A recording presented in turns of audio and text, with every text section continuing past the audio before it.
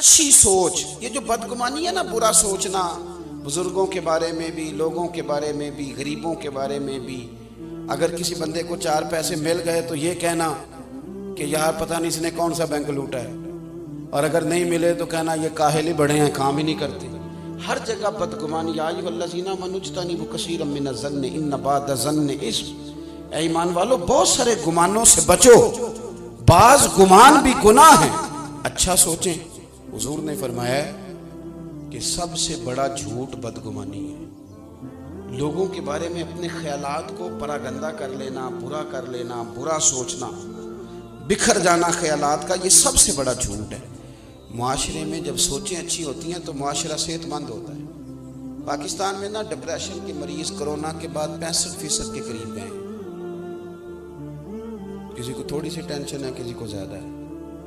اب اس میں سب سے بڑا یہ جو ٹینشن کا مرض ہے، اس میں سب سے بڑا مسئلہ بدگمانی کا ہے.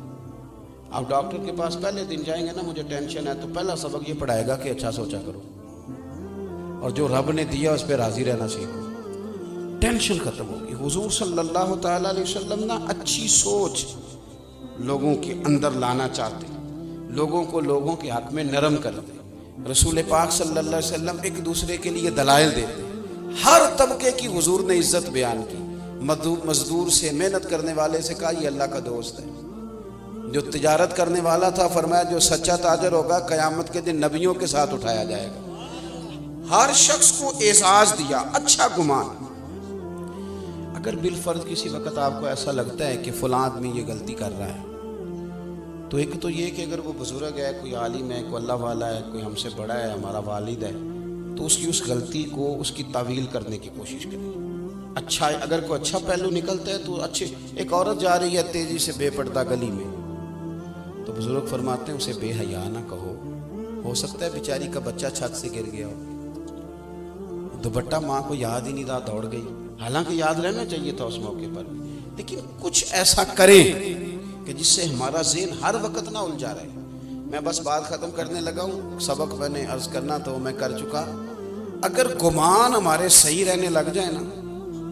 میں ملک سے باہر تھا تو ایک صاحب مجھ سے کہنے لگے مولوی بڑے برے ہیں، پیروں کا کوئی حال نہیں، سیاستدان سارے پاکستان کے خراب ہیں، قوم ساری لالچی ہے. میں نے کہا آپ دور بیٹھے ہیں، آپ کو کیا بتاؤ. اگر مولوی پیر کچھ نہیں کر رہے تو مسجدوں کے اندر رمضان میں حافظ زیادہ ہوتے ہیں، مسجدیں تھوڑی ہوتی ہیں. تو ان کو کوئی پڑھا رہا ہے تو اتنے بندے پڑھ رہے ہیں نا، کوئی عالم بنا رہا ہے تو بن رہے ہیں نا. کوئی آپ نے کبھی دیکھا ہے کہ آج ہڑتال ہے مولویوں کی، جمعہ نہیں ہوگا؟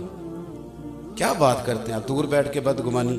اور جہاں تک قوم کا تعلق ہے، جس بیٹی بیچاری نے خود سلائی مشین پہ بیٹھ کے اپنا جہیز بنایا تھا نا، جب زلزلہ آیا کشمیر پہ تو اس نے بھی کہا تھا ابا میں 3 کپڑوں میں چلی جاؤں گی، یہ زلزلے والوں کو دے دے سامان. یہ جوان جن کو لوگ بڑا برا کہتے ہیں، ایک بابا جی کو خون کی 1 بوتل کی ضرورت پڑ جائے تو 14 بچے گلیوں میں کھڑے ہوتے ہیں. ان کو برا کہتے ہیں. ہم اپنی سوچ کو ٹھیک نہیں کرتے. وہ کیا کہتے ہیں، اینک کا شیشہ نہیں صاف کرنا، سامنے والے کا منہ ہی صاف کرتے رہنا ہے. آپ تھوڑی سی توجہ دیں.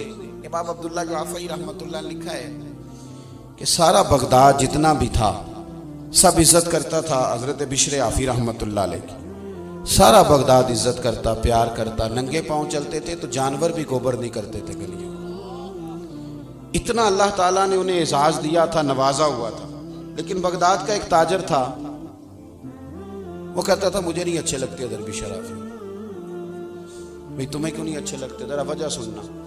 کہتا ہے اس لیے نہیں اچھے لگتے کہ وہ جمعے والے دن نہ فرض پڑھ کے چلے جاتے ہیں، باقی مسجد میں نماز نہیں ادا کرتے.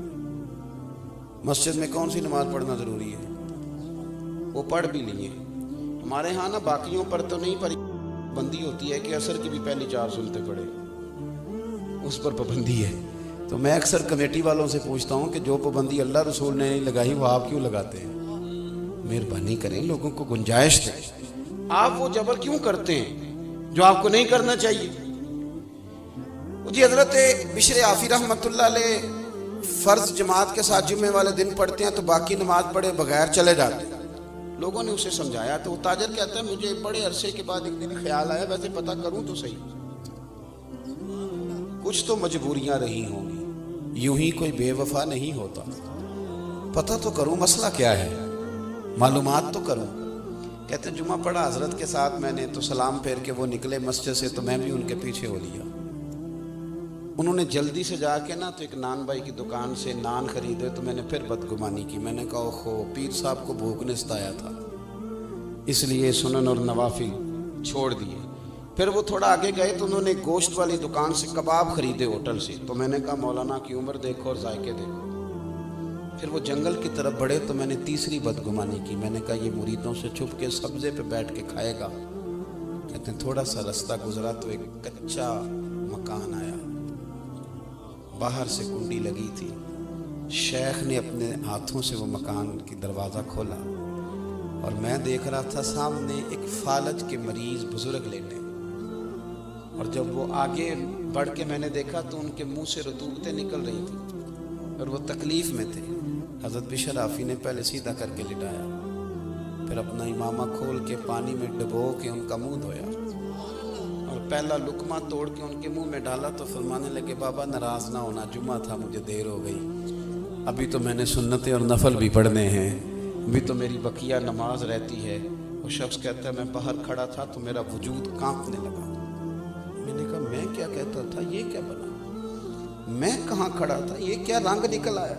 حضرت شیخ نے جب کہا نا معاف کر دو تو بابا جی رو پڑے. کہنے لگے میرا آگے پیچھے کوئی نہیں اور جو تھے وہ بھی مجھے چھوڑ گئے.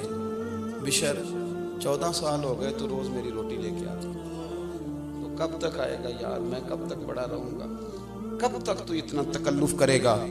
تو حضرت بشر حافی نے ان کو روتے دیکھا تو روئے, آنسو پونچھ کے کہنے لگے یہ جو رب کی اتنی رحمتیں برستی ہیں نا اور انسانوں سے لے کر جانور تک میری قدر کرتے ہیں تو اس کے پیچھے حکمت یہ ہے کہ میں آپ کی خدمت کرتا ہوں تو اللہ نے مخلوق کے دل میں میری محبت پیدا فرما دی.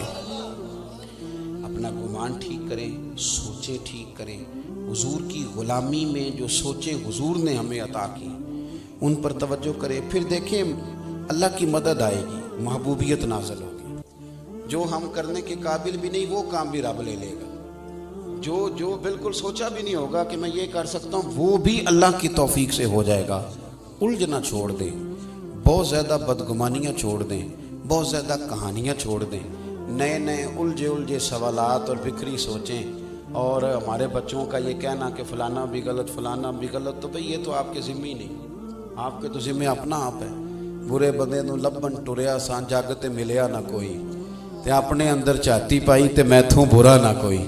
تو اس لیے حضور صلی اللہ علیہ وسلم کی جو اتباع ہے اس میں ہمیں جو نکھری زندگی ملتی ہے وہ ہمیں تازہ دم رکھے گی, پریشان نہیں ہونے دے گی, خیالوں کو آوارہ نہیں ہونے دے گی. اللہ کے حضور دعا کرتا ہوں جو میں کہہ سکا ہوں اللہ قبول فرمائے. گفتگو میں جہاں بھول گئے